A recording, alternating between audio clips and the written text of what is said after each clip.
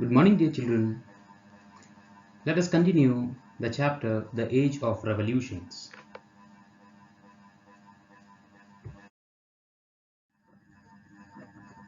In our previous class, we have begun with the American War of Independence. Of that, I have given a brief introduction. We have also studied the struggles by the colonies, the intolerable acts, the Continental Congress, and the Boston Tea Party. Today, we will continue with the topic the American War of Independence in our today's class. Do you know, children, the Second Continental Congress succeeded the First Continental Congress. It took place in Philadelphia in May 1775, right after the battles of Lexington and Concord. Let's begin the topic, the beginning of military hostilities. That is the battle in Concord and Lexington. The battles of Lexington and Concord took place in April 1775 when the British sent a force into Concord. They clashed with the colonial militia. The Battle of Bunker Hill followed in June 1775. First battle took place in Concord and Lexington in 1775. They clashed with the colonial militia. The Battle of Bunker Hill followed in June 1775. The colonists started raising their own army. George Washington was the commander-in-chief of the army at that time.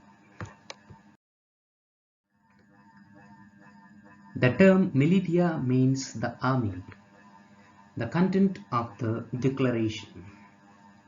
On 11 June 1776, the representatives of the various colonies appointed a committee to prepare a declaration of independence. The Declaration of Independence was drafted and finally adopted on 4 July 1776. The committee consisted of Thomas Jefferson, Thomas Adams, Benjamin Franklin, Roger Sherman, and Robert R. Livingston.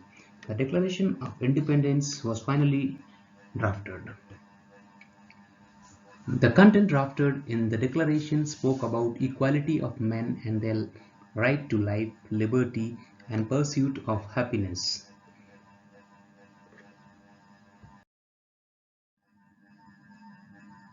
The Declaration asserted the right of the colonists to free themselves from the British rule and to form their own government. The 4th of July has since then been celebrated as the Independence Day in the United States of America. 13 gun salutes were made to honor the 13 former colonies. The Declaration of Independence was a truly revolutionary document.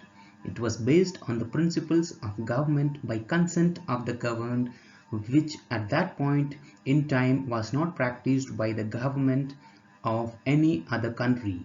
Over the years, many other nations have been inspired by it and used it as a model to gain independence from the colonial rule.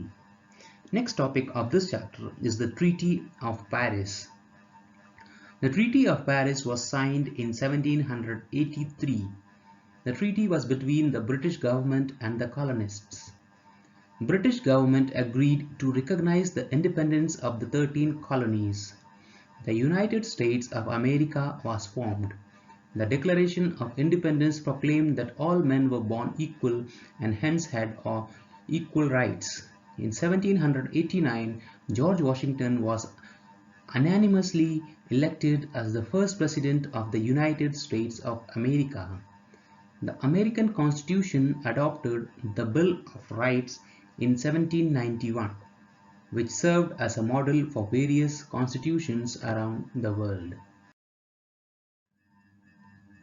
Let us study the significance and impact of the American War of Independence. America emerged as a newly independent United States of America. It had its own written constitution, first ever of its kind in world. With end of restrictions by England, American industry thrived. The impact on England of this war. With loss of American colonies, English trade and commerce badly affected. It led to increased financial debts leading to financial crisis. The major blow to England's prestige and power. It brought a major blow to England's prestige and power, practically ended the King George III's rule in England. The impact of American Revolution on France. French soldiers who fought with the colonists encouraged the revolution in France. They inspired the people to rebel against the despotic government in France. Let us recapitulate our class. European colonies came up in America in the 16th century. Britain had 13 colonies located along the east coast of North America. The people of colonies elected their own assembly, but assembly was headed by the governor, appointed by the British government. The citizens of the colonies were taxed by the British king, and they had to work within the restrictions placed by Britain upon business and commerce. Colonists gave call of no taxation without representation to gain right to have a say in their own matters. British were defeated. British army surrendered at Yorktown, Virginia. British government agreed to recognize the independence of the 13 colonies. Thus, the United States of America was formed. Up to this, we have studied till now in this chapter.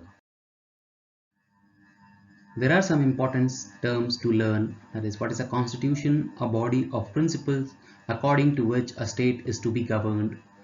Liberal is the people open to new ideas and belief systems. Revolution, overthrowing an old governance or social system with a new one. Treaty is a formal agreement between two states or governments. In our next class, we will study the French Revolution and we will bind up with the chapter number 2 of history. So till then, take care children. Thank you.